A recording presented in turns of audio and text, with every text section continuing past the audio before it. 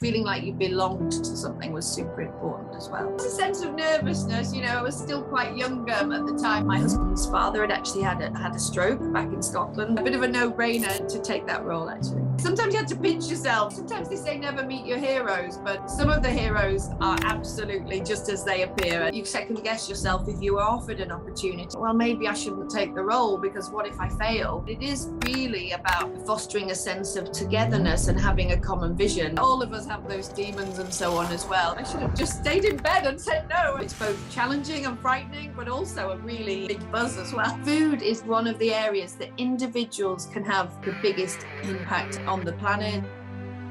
Don't surround yourself by a team that think just like yourself. Taught my sisters and I that anything men could do, we could do just as well.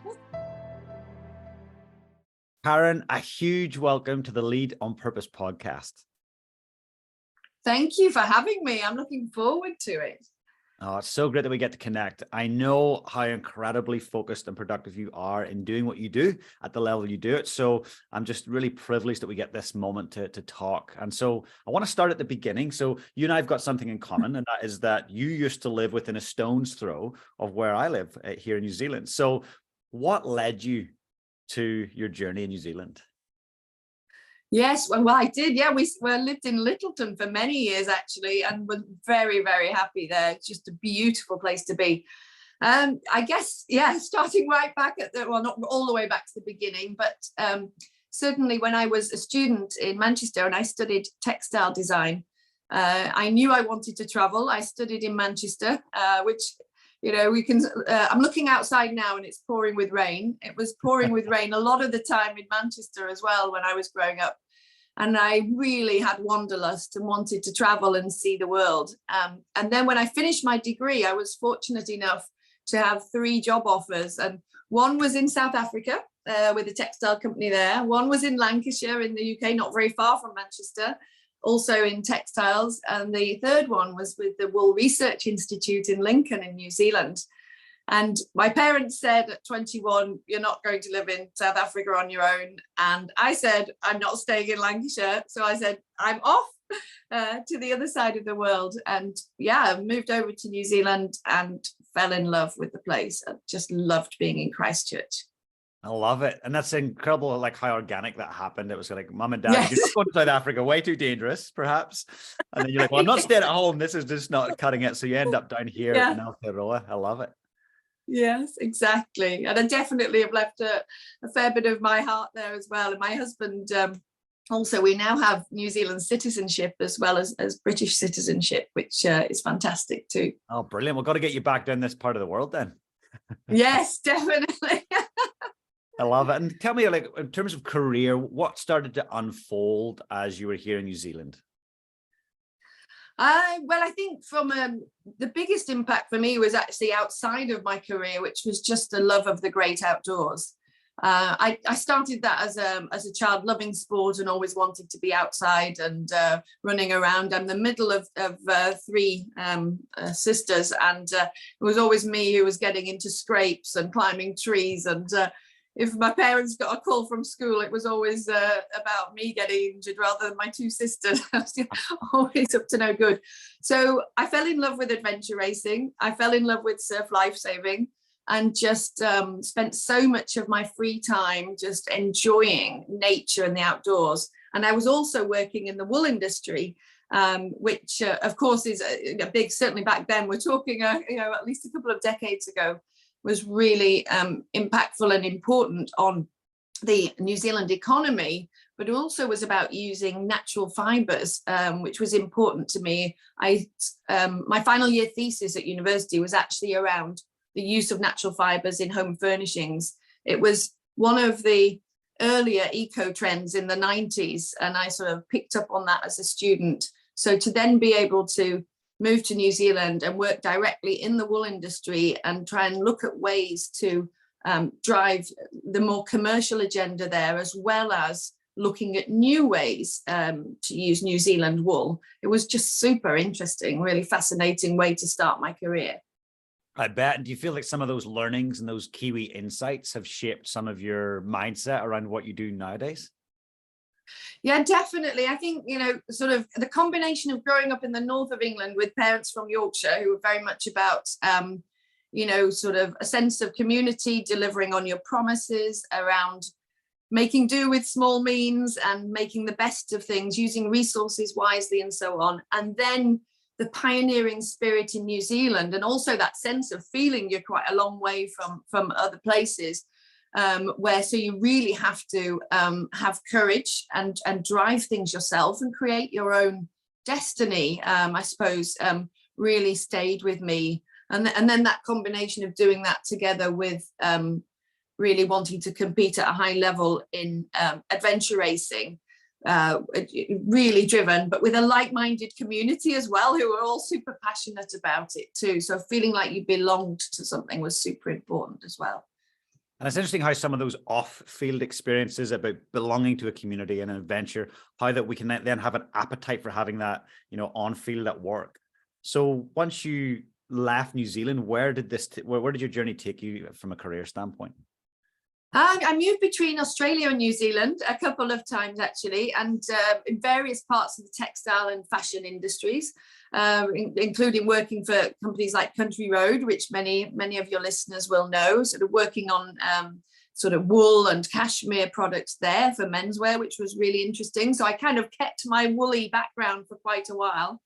And then somehow in a convoluted way ended up with Nike. And then when you sort of combine my passion for sport with my textile and design background, being able to head up originally the Australia and New Zealand apparel collections was just, a dream job to be able to combine those two passions. 100%. Like Nike's like an amazing brand when you think of it. It's colossal. So yeah. Got news that you were going to be working for Nike. Like, what was going through your mind at that point?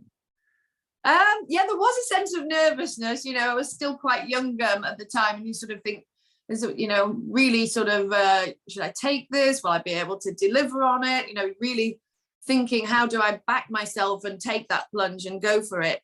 But at the same time, it was just too good an opportunity to not sort of grab it and say go for it.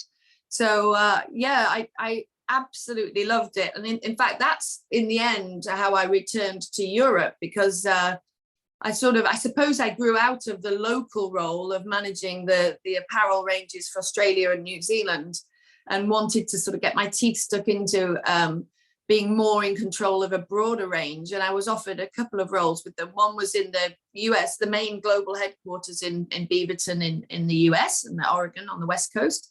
And the other was in Europe, in the Netherlands, which is the European head office. And I chose Europe mostly for personal reasons at that time. With my husband's father had actually had a stroke back in Scotland, and we said, maybe it's time to get back to Europe and be a bit closer to family. But it was also an amazing job for someone like myself who really loves sport, because it was driving and managing the innovation, design and development for elite athlete kit for summer and winter Olympics, the Rugby World Cup, the Tour de France. So a lot of my favorite sports. So it was a bit of a no-brainer to take that role, actually. Oh, that's incredible. You'd have been up close and personal with the greatest of all time athletes and teams. And yes. Sometimes you have to pinch yourself, sort of like, but I know sometimes they say never meet your heroes, but some of the heroes are absolutely just as they appear, and are genuinely great people and really authentic, and you can really trust them as well, and we're brilliant to work with. And others were a little more challenging. It sort of depends on the person. But yeah, it was a fantastic opportunity to learn more, and also to really understand what it takes to help an elite athlete perform at their very best through the eyes of their equipment. So if you provide kit that works, they don't even think about it. They are just focused on performing to the best of their ability. But the moment it's not quite right, then of course it's sort of, how can we make a difference, make a change, and have an impact and turn things around so that they are then they can forget about what they're wearing again, because it's just intuitive and it just does what it's supposed to do. There would have been such in that role, a wide range of skill sets that you would have had to manage so many different shareholders, stakeholders?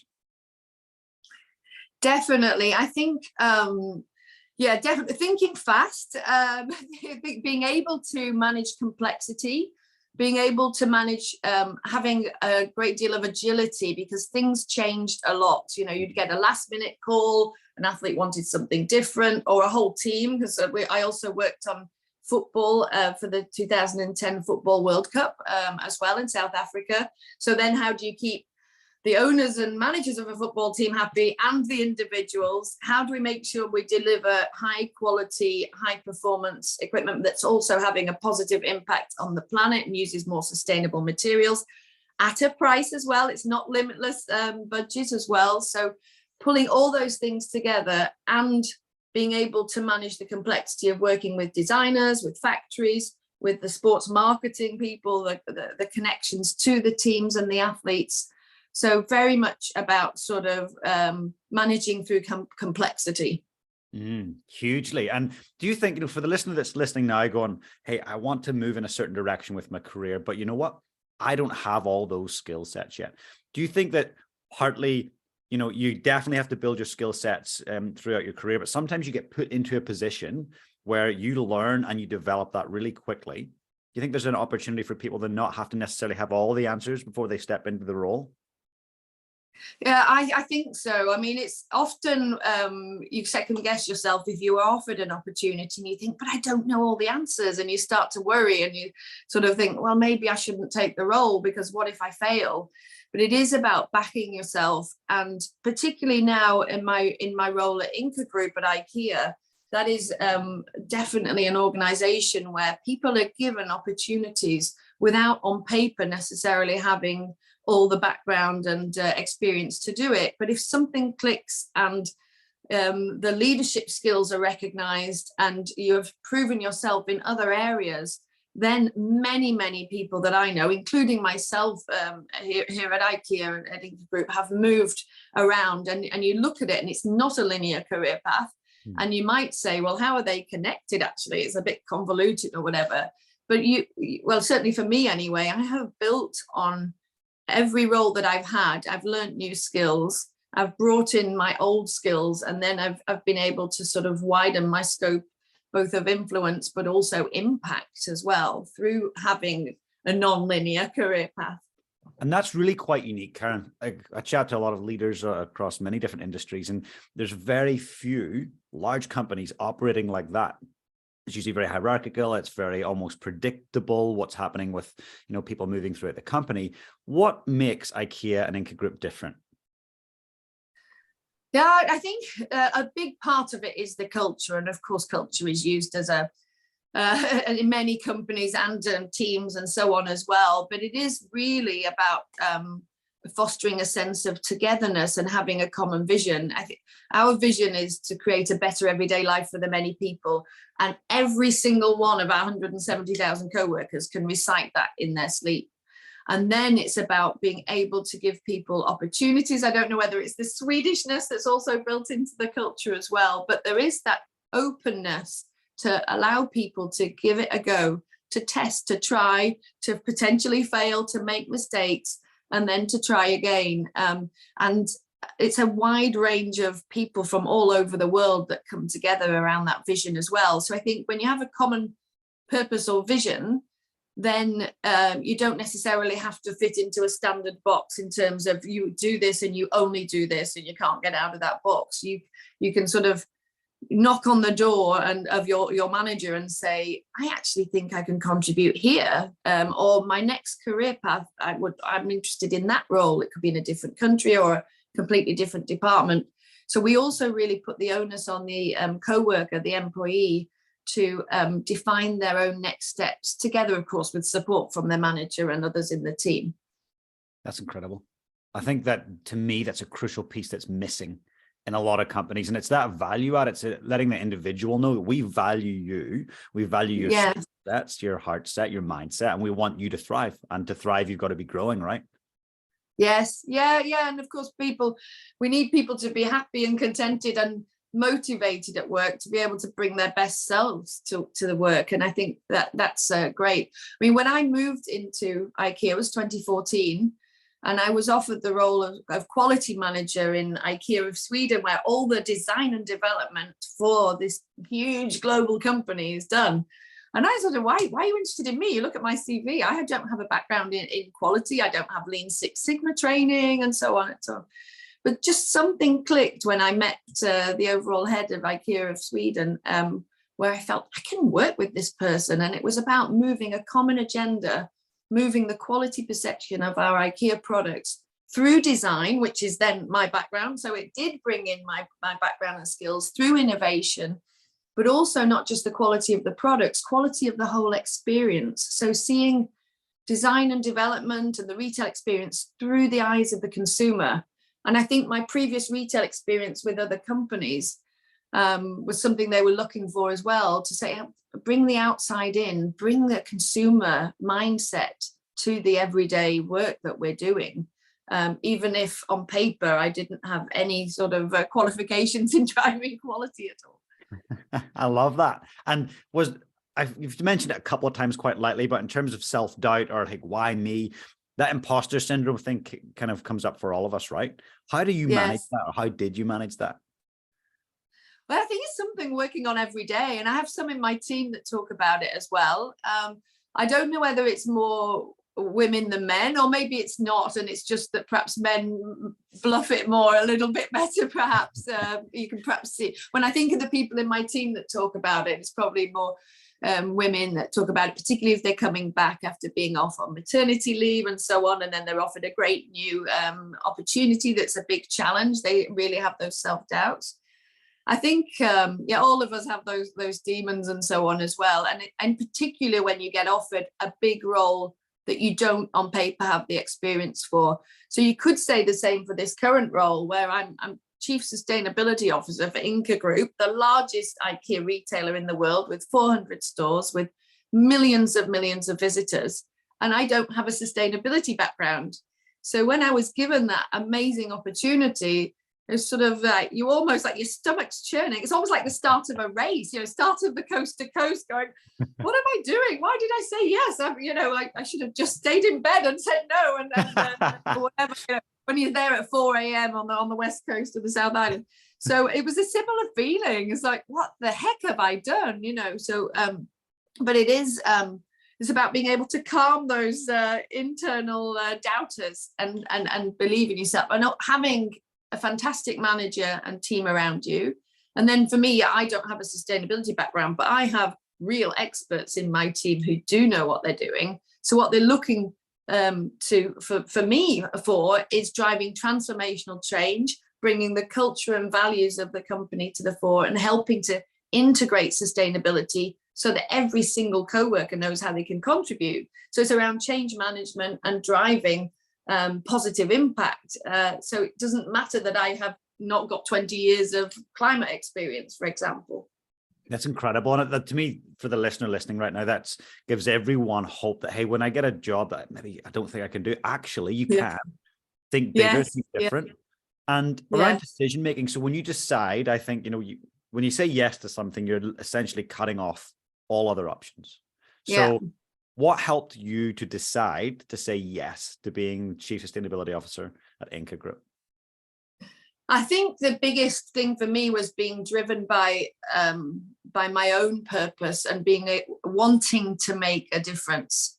So we are a large organization. We are scrutinized, of course, and we should be scrutinized, but we also have the opportunity that even if we make a small change or difference, it actually then can have a positive impact on millions of lives. If we drive and switch to renewable heating and cooling in all of our operations, in all the stores and distribution centers around the world, that has a huge impact on how much greenhouse gases are emitted. If we have a societal impact on people in these neighborhoods and societies near all of those 400 stores, we have a daily impact on people's lives. So that chance to have a positive impact and be a force for good is something that runs really deep for me. And there aren't many other global brands where you can have such an impact. with the work that you're doing. And that is, you know, it's both challenging and frightening, but also a really big buzz as well. Oh, I bet 100%. And stepping into that role, what have you learned about sustainability since starting and getting the wheels moving? What has changed for you? What's been the transformations? I started probably just under 2 years ago, so it was August 21. So I have learned a lot. I've learned a lot more about the science behind sustainability, of course. So it's, of course, I do have the experts, so that's topics on circularity or sustainability or climate or human rights or whatever. So I have those in my team. So I've really tried to be a sponge and soak up as much knowledge as I can from them, and also external knowledge and expertise too, because for me to be an authentic leader, I need to be grounded in the facts and really have the facts on the table and be able to lead with those. I also have seen the impact of great work when you challenge the status quo as well. And I suppose that's another reason to take this role, is I've always been a little bit of a challenger and wanting to do things differently. And that also fits very well with the IKEA culture. So how can we do things differently? When Ingvar Kamprad, the founder, originally started the company, he took on the traditional furniture retail market. Flat pack furniture was completely new, and it helped to make the products available at affordable prices for customers. You had to do your bit, of course, still assemble it yourself at home. But little did he know back then, it was also the most sustainable way to ship furniture around the world. You know, we always joke that we don't ship air, but the fact that the furniture is packed down to the absolute smallest parcel or package it can be, and then the customer helps to do their bit as well, and it makes it affordable and so on as well. So I think, you know, there's so many things that I've learned around bringing in culture, bringing in that desire to change, to make a difference, but also that common purpose that we all have. And it's about combining profit and purpose together. We're not an NGO. We still want to grow. We still want to be profitable. It's important that we are profitable and successful, but it's about doing that with purpose as well, and having a positive impact while doing that. That's so beautifully put. And that's interesting because your purpose statement is one that I would use a lot when I'm doing strategy sessions. And I'm really trying to get people to get clear on what their purpose is. And I just think the IKEA purpose statement is just so simple and so powerful. And I guess the one thing that you alluded to earlier was that everybody gets to almost attach their personal meaning. Each coworker, yes, they can actually relate to it, right? Yes, yeah, exactly. So if you're in a customer support center answering calls from customers who have challenges or problems every day, or if you're helping someone design their dream kitchen at an affordable price, or if you're working on reducing food waste in our stores, which we managed to halve that over the last 3 or 4 years, actually, every single person can help a customer live a better everyday life, but also have a positive impact on people and planet as well. So for us, that vision is so deep, but what it means from a sustainability point of view is that we help customers live a more affordable and sustainable life within the boundaries of the planet. Because we're also, we say a better everyday life for the many people, and it's sort of, you know, that's sort of a quirkiness of Swinglish, I suppose. But it is about making sure that great design, great products, knowledge, know-how, and so on are available for people with small means, with thin wallets. It shouldn't be for the chosen few who can afford beautiful, sustainable products. And that is something every single one in the company is striving towards. It's incredible. And when you think about, say, sustainability, you know, what are the greatest challenges you feel that organizations face in this day and age? There are many. It's a really complex topic, and they're all interconnected as well. I think obviously climate is the one that gets a lot of airspace in the media, and that's for good reason. It's a huge topic, and it takes a collective will of governments, policymakers, businesses, and individuals, and NGOs to all come together and really drive change. We have most of the solutions, and that's what can get frustrating, I think, because we in most cases, not all, but in most cases, we know what it will take to get there in terms of being net zero and climate positive. So it's about investing in those and making the right choices. And here I mean in a sort of broader societal way. Then we have, rising inequality, the gap between the haves and the have-nots, and the people that are most severely impacted by climate change are those with the least, with the smallest means as well. So again, it's interconnected.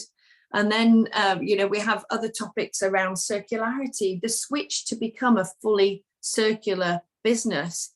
We can't do it alone. We certainly don't have all the answers. So how do we collaborate with our suppliers, with our customers? We have a take back service for customers, being able to bring products back and sell it back to us. We help with repair and spare parts, sending millions of spare parts out to customers and so on. So prolonging the life of products, but then even designing that product. Our Inter IKEA colleagues in IKEA of Sweden, designing it from the start so it can be repaired, that it's from renewable and recycled materials. At the moment, there can be a premium for those sorts of materials. So it can be a difficult challenge to say, okay, if we invest here, what we don't want to do is increase prices for customers. So it's finding that balance. We have what we call democratic design around form, function, sustainability, quality, all at the lowest possible price for customers. So, and that isn't easy. It sounds easy to say, but it's not easy to do. But if we apply that for every single product we make, it helps then to make that switch to those renewable materials. And there'll be a tipping point where actually it will be a lower price to go for those renewable materials in the future. It will also be that legislation will require it. So we need everything to move together. The will of the people, which we definitely have, the will of businesses, and then legislation and government supporting those changes. What would you say have been some of your biggest wins in the last few years for you guys as an organization? I think I mentioned the food waste earlier, but connected to food, a lot of people don't think about this, but we're one of the world's largest sort of restaurants. We have over 100 million people come and eat food in our restaurants every year around the world. Wow. And food is one of the areas that individuals can have the biggest impact on the planet, on climate. We were lucky enough to have Johan Rockström, who's a bit of a guru in Sweden, but also known internationally as an environmentalist and a scientist. He came to speak to many of our co-workers about a month ago. And we asked him what's the single biggest impact an individual can have on the sort of sustainability agenda. And it is about the food that we eat. But we don't have to be extreme and be vegan, which I guess people in New Zealand and Australia will be happy to hear because we're a bit of meat-loving nation. But it's about just switching out to fish, to chicken and vegetarian, and having just 1 or 2 portions of red meat. So that flexitarian diet is the biggest impact individuals can have. So being part of that with our plant-based plant balls, as we call them, having alternatives to the famous Swedish meatballs, where in some markets it's already up to 50% of our sales is of the plant balls versus the meatball equivalent.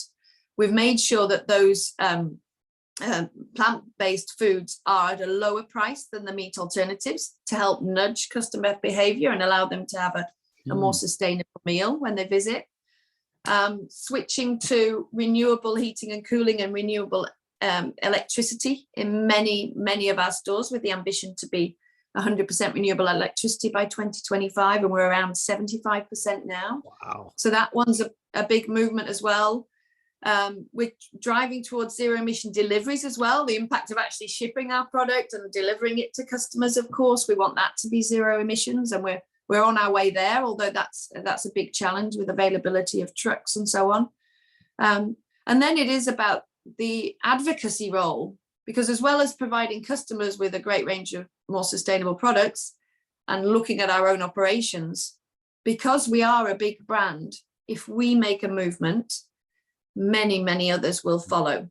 So we want to be that force for good and driver of positive change.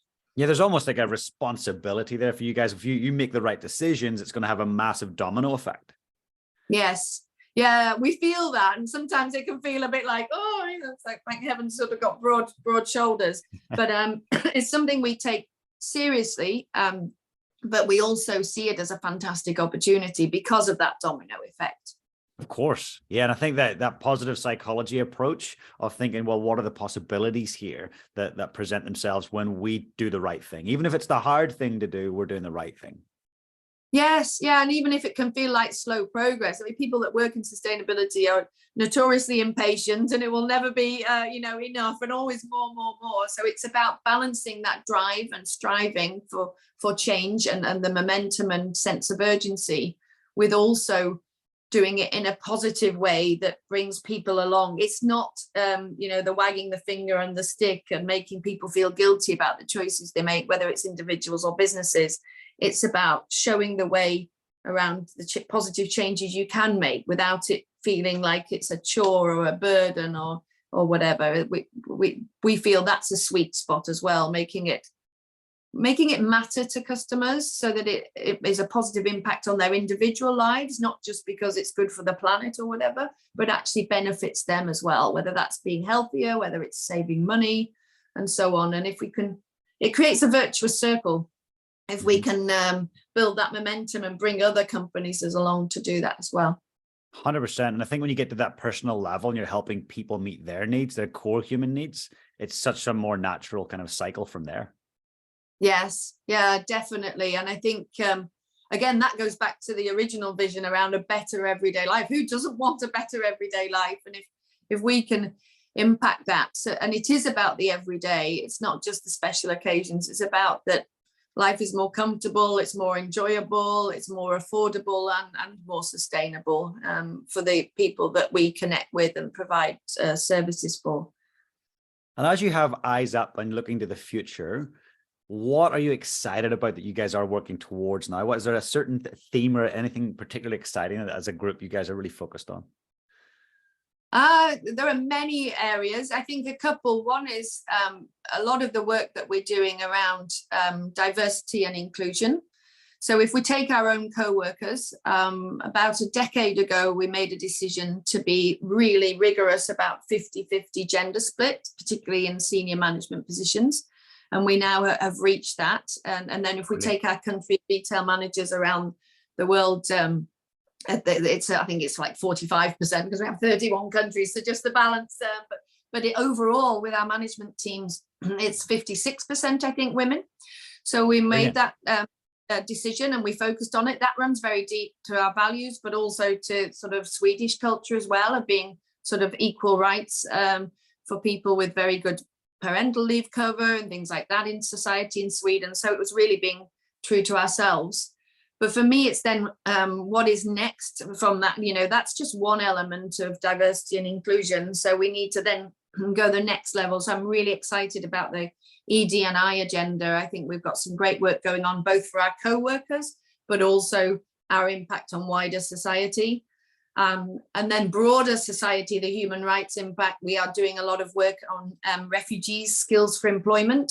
So giving refugees dignity, being able to be skilled with different skills to come in that they may not have had before, like almost like an internship program, helping them to then get a job either with us or with other retail organizations. So really giving them skills to set up for a better life in their new location.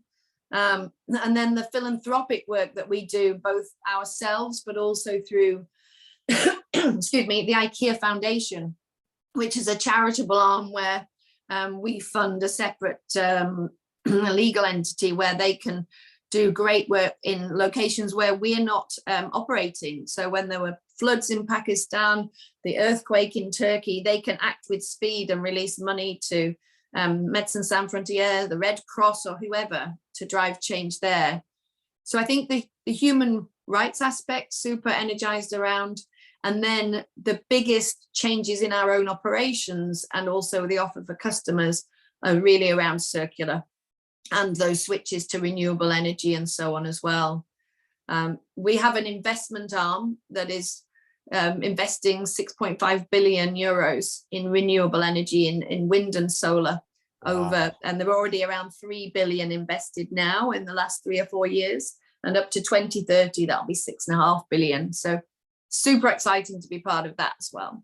100%. There must be so much deep purpose and meaning behind what you're involved with and how you help drive the ship forward as well. That's seriously incredible. And I guess one thing I wanted to ask you, you've been in these incredible roles and they're just mind-blowingly amazing. How do you keep growing as a leader? What are the things you do or seek that help you to continue growing your leadership skills? Well, I think the key word there is actually growing. It's that growth mindset. Excuse me, no frog in my throat. It's about always wanting to learn and be open to learn. And it's about bringing diverse views in. I think when I was younger, I know, certainly if you ask my husband and my sisters and mum and dad, they'd probably say, Karen always wanted to be right or felt that she was right. And I always felt this burning desire to have to know all the answers myself. And it's something I've learned as I've gone along is it's actually okay to not have all the answers yourself. And the more diversity of views that you have, so making sure I surround myself by people who think very differently from me, who will challenge me and oppose my views, and actually then, we can have some really good nitty-gritty debates on topics, and it opens my eyes. So I think the diversity element, surrounding yourself, and I mean that in the broadest sense of diversity of people from all over the world and all ages and so on, but also diversity of views. Don't surround yourself by a team that think just like yourself, because it's not going to help you to grow. And it's about that, I guess, that thirst for learning and knowledge and also to try and be a bit better every day as well, whether that's in sport, which gets harder as you get older. You're lucky you're just treading water to not get slower, but that desire to learn and grow and be faster in your sport versus in your work as well, to be able to keep having a positive impact. And the world is changing so rapidly around us that I think you have to stay on your toes and be prepared to learn and grow. You can't just rest on what you knew a few years ago. It's so much complexity and change and the pace of change. And in the company itself, what are the say opportunities or platforms that are presented for all of your co-workers to continue to develop and grow themselves? Yeah, we do. And as I said before, a lot of it is sort of steered by the individual themselves. So we have what we call a Talent for All tool, which is one that the co-worker actually comes to their manager with the goals for the next year. This is what I would like to focus on. There are some business goals and there are personal development goals. We have leadership expectations and capabilities. And here, when we say what takes a leader, we mean every single individual co-worker is a leader. It's not the manager. It's about really leading yourself, your own destiny, and having the ability to also lead across the business, whatever role you're in, whether you manage people on paper or not. So I think that's really important. And it is about sort of, I mentioned diversity, but it's about having that diverse thinking. It's about working together. It is about how do you influence and inspire people and enable them to do better themselves. It's about being open to challenge the status quo as well. We really encourage that sort of challenger mentality and entrepreneurial spirit at IKEA as well. So that at the start of the financial year, you would sit with your manager and go through that with them and agree it. You would also then have some personal development goals, which could be not related to your topic at all that you're in now. And you would also think about, I'm only just in my role, so I'm going to be here for at least the next 2 or 3 years. How do I grow? What skills do I need, both internally learnt, but also from external courses and programs as well? What can you learn on the job? Where do you need the outside expertise? And then also it could be, I've been in this job for 5 years. I want to change. I'm open to move. I'm mobile. I'd quite like to know what it's like to work in this department in a totally different part of the world. And all that is mapped for all co-workers to be able to try and shape their own destiny. It's phenomenal. It really is incredible that there's such a process in place for people to grow and they get to drive it as well. Yes, yeah. And of course, it's got to be in line with the common goals we want to move as a business. But the people who work for IKEA realize that, they're not coming up with some crazy idea that's not going to support our overall vision and purpose. So it's about enriching their individual life and journey, and enriching the company as well, of course. It's phenomenal, and it's really measurable too. It's something you can come back to and say, hey, here's the line in the sand. Are we moving towards it or not? Yes, yeah, definitely. So it's certainly not just a one meeting at the beginning of the year. It's something you come back to on regular intervals. Some people want to do it every month when they check in with their boss. So you have the normal meetings that you would have, which are all very much, I guess, transactional about how's this project going and how do you need any support here or getting an update there. And then there are what we call the job chats, where it's actually much more about getting under the skin of, do you feel you're on track with your own personal development, and are you doing what we agreed you'd be doing during this year? And sometimes you're not. Sometimes a big project lands or an emergency comes and you have to say, well, we agreed I'd do this, but now I'm doing that. And that is also okay, because you're evolving and things come left and right all the time. And I imagine throughout your career, there's been things that have been thrown at you and they've been challenging, whether they're natural disasters or they've been, other things. But what's your response in times of crisis? How do you deal with that? How do you hear it, accept it, feel it, move forward? Have you got a process that you go through when you're hit with adversity? That's a good question. I think all of us would probably initially go, and panic a little bit. But it's how do we move from crisis to action, but also not run in the wrong direction. So it's tempting to sort of, particularly in a company, it is very much about people who are action oriented and who want to solve problems, is to go straight into solution mode. And we've got to do this, and we've got to do that.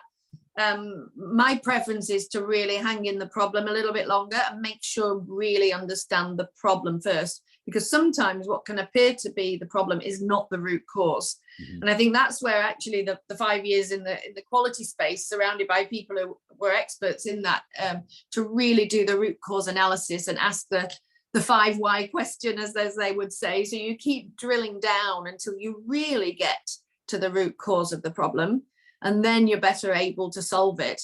And then it's about quickly pulling together the people that can help. And often they're people outside of the organization. It will be, whether it might be, governments, it might be an NGO. And if I take the example of when the crisis in Ukraine hit and the terrible war, and we had people all being evacuated and refugees, and many of them arrived in the markets where we operate surrounding that part of Europe. And we had all the country teams wanting to act and support and help all these people who suffered so much. But we had to have some kind of structure and clarity of how we could have the biggest impact with our home furnishing knowledge, with our supplies, whether that's mattresses, duvet, things like that. So pulling together a crisis management team with the right people in the room, and then partnering with, Maersk Shipping or UNHCR, who really knew what those individuals needed to make their lives better, rather than sort of the running around like a headless chicken, which is tempting when you see a disaster and you want to help. So it's having some structure, partnering with the right people, and grounding it in facts and the real root cause of the problem. Incredible. And I think that insight is so powerful for the listener. And you talked about diversity, and I love that that's a big, big focus for what you guys are doing and where you're headed as a company, as a team. So in terms of your own experience being a female leader going through your career, have you ever had experiences where you have not been given opportunities, or it's been harder for you to do what you wanted to do because of your gender? I think I've been fortunate to live and work in parts of the world where it's less of a problem, and maybe because I'm also quite a strong, feisty personality type, it's been less issue for me. I think there are parts of the world where it's probably, it is a lot more difficult, and then I feel that I should be a voice for those that don't have a voice in those situations, and be able to both lead by example, but also stand up for what I believe in. I think, for me, I have been fortunate enough to work in great companies. I've, of course, experienced sexism at work, certainly not at IKEA, but in other companies where it can be just a bit of banter, especially in Australia, and these days, I mean, now I'm talking many, many years ago, these days that probably happens a lot less. But it's calling people out when that happens and making sure that I'm extremely clear on it. And then when I think of outside of work, in sport, adventure racing, men and women do the same course. So it's not, I did some bike racing as well, and women would do shorter bike races than men, and they do at the Olympics and world champs as well. But when you do adventure racing, and if you do it a team, it's usually one woman and 3 men. And often by the end of 24 hours or 48 hours of racing, it's the women that are the strongest. The men might be fastest at the start. So I almost like doing those races to sort of prove that I can do what men could do. And I grew up with parents who very much taught my sisters and I that anything men could do, we could do just as well. So I love it.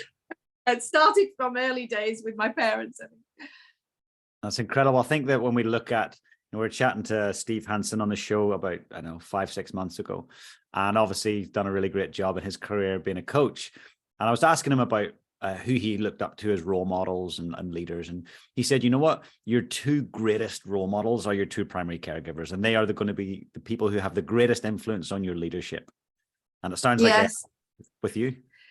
Yeah, definitely. And then also when I now think of my own children, I've got a daughter who's 15 and a son who's 10. And it's my husband that's chosen to be the stay-home dad. It worked for our family, and it's meant that I've been able to have the career I have, and the children have stability at home. A lot of parents, sometimes both parents have to work, and you have to juggle that, and you need sort of aftercare and so on. But the fact that we've moved around and lived in different countries around the world where we have not had the grandparents or the aunties and uncles available after school has meant that's we've chosen for us, and it works for us. And I'm lucky enough to have a supportive husband who's been prepared to give up his career to look after the children and move around the world with me. So I do realize how lucky I am, but I also know that sets a fantastic example to both our children as well, that is okay and that's normal, and it's the done thing as well. It's not always the woman that is the primary caregiver. I think it's such an incredible thing you're doing, and it's important that our kids do get to see that it's not this old school hierarchical way and patriarchal way. That there's a different world, and everyone has opportunities to do what they want to do. So yeah, you're really flying the flag. Yeah, well, together with my husband, I'm very lucky that he's been prepared to do that, because it doesn't always work for other families. He's a modern dad. I love it. Yeah, definitely. So good. Now, I want to be so respectful of your time, and I know you've got probably a busy day ahead. So I've got one last question I'd really love to ask before we wrap up. So we're going to fast forward many, many years into the future. It's your last day here on Earth, and you know it's your last day. And someone very young, so maybe it's a great-grandchild or grandchild, comes up to you and says, Karen, how do I lead my life on purpose? What would you say to them? Oh, it's a tricky one. I probably want to say a lot of things. So there'd be so many things you'd want to say if you knew it was your last day on Earth. I think for me, it's about how do you show up every day to be the best version of yourself, to be the best person. And you do that when you are doing something that you spend the majority of your time on, that is aligned with your own moral compass and your own values. So find whatever that is. And for some people, it might be, working for themselves and driving their own agenda. For others, like myself, working for large global companies where you can feel you can have a bigger impact on more people. But it's so important that the work you're doing and the company that you spend most of your day with is aligned with your own personal moral compass and so on as well. And then I would also say, don't take yourself too seriously. You can take the job seriously, but not yourself too seriously. And you need to be able to laugh at yourself and have some fun. And the topics that I work with are quite heavy on the heart, heavy on the mind, and many of my team as well. It's, that desire to make a huge impact on huge topics like climate and human rights and so on can weigh heavily. So it's about making time for yourself, to have fun, to balance that complexity and work that you're doing sometimes just let off steam, whether that's through music, art, sport, whatever it is. Find that time for yourself as well. Oh, such great advice. I love it. And I have to say, when we first connected, that's one thing I really walked away with, that you have a good sense of humor. You're at ease with who you are in the world. You're confident with it. It's just, you've got an amazing leadership style, and you can feel that when you're in your company. Thank you. Yeah, I think it is about enjoying what you do and feeling you can have a positive impact. That gives me a huge amount of energy. 100%. Well, thank you so much. I don't think this will be the last time we connect. I feel there'll be future connections. And I just want to say thanks for sharing what you did today, and wishing you all the best with incredible things that you're doing in the Ingka Group. Thank you. Thanks so much for having me. And yeah, look forward to listening to more of your podcasts as well. I really enjoy it. Oh, thank you so much. We'll see you soon. Hey guys, if you enjoyed the content today, please smash that subscribe button below. And if you want to become part of my community, I've got an amazing free Facebook group. Please come and join us. The link is in the description below. And also, if you've got any questions about today's session, I'd love to know. Just comment below and I'll be sure to get back to you guys. Have the most amazing day.